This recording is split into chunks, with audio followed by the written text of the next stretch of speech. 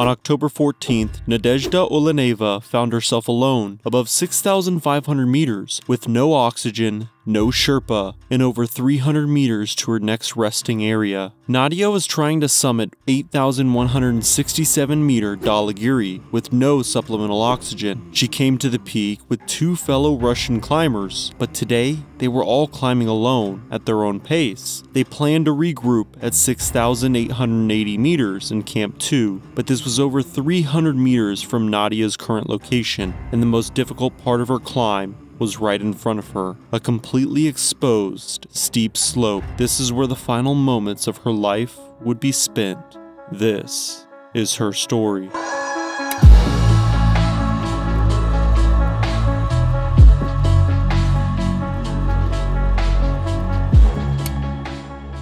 Dhaulagiri, located in Nepal, is the 7th tallest peak in the world, standing at 8,167 meters or 26,795 feet. While the mountain is not extremely technical, it is still considered to be one of the more difficult 8,000ers to climb, due to how exposed climbers are on the steep slopes. The incline from Camp 1 to the summit is intense, and this is where most people lose their lives. But 38-year-old Russian climber Nadia Oleneva was certainly up for the challenge. She had been climbing her entire life, and to say she was experienced would be an understatement. Nadia was a big wall climber who had established difficult routes on remote peaks and had been recognized for her accomplishments several times, along with being considered one of the best Russian climbers of her generation. In 2019, Nadia and two fellow climbers traveled to the Bontovsky region in Russia. They were going to attempt several big walls in honor of one of the climbers' younger brothers, who had died on a nearby mountain. To get to their location, they had to trek through rocky, uninhabited terrain, and after reaching their target, they scaled 3 walls, with over 95% of the climbing being free, meaning they were only using gear for safety and not to progress up the face. What made this more impressive was that this was the first time anyone had scaled these peaks.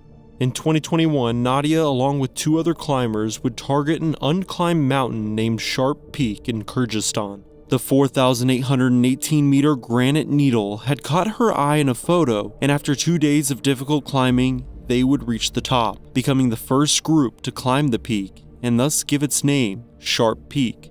But in 2022, Nadia accomplished her most impressive feat. In July, she and 2 other climbers would complete a first ascent of the main north face of 5,816 meter Pik Koraluva. On the first day, the trio climbed 700 meters vertically and another 450 meters of steep, sometimes vertical ice. The second day, they climbed 380 meters before setting up camp on a steep slope. Nadia would write, "Stomping down the snow so we could put up our tent took about 2 hours, and even after all this effort, 1/3 of the tent still hung over the void." On the third and final day, they climbed another 450 meters before reaching the summit. Many claimed this expedition was a masterpiece. All of these achievements led to Nadia being nominated for 2 Pile d'Or, one of climbing's biggest honors. But while Nadia was an experienced climber, there is just a key difference between a peak that is over 8,000 meters tall. While you can practice the technique, route, and prepare for years, these mountains are in a class of their own. Leading up to her expedition of Dhaulagiri, Nadia would express her excitement on Facebook, posting, "Our expedition to Nepal starts today. Team gathering at Kathmandu. Today we are leaving for Pokhara, and tomorrow we are flying a helicopter to the base camp. So I want to say, pinch me. I'm climbing the octopus. Look forward to new heights." Nadia would eventually team up with 2 other Russian climbers, Roman Abeldav and Rashim Kashapov, before making their way to base camp. They would be attempting to climb the peak with no Sherpa or supplementary oxygen. The main reason for this was that another Russian expedition was taking place on Cho Oyu at the same time, and they were all climbing in exclusively Russian expeditions to commemorate the 100th anniversary of Russian Mountaineering and the Russian Ministry of Sports.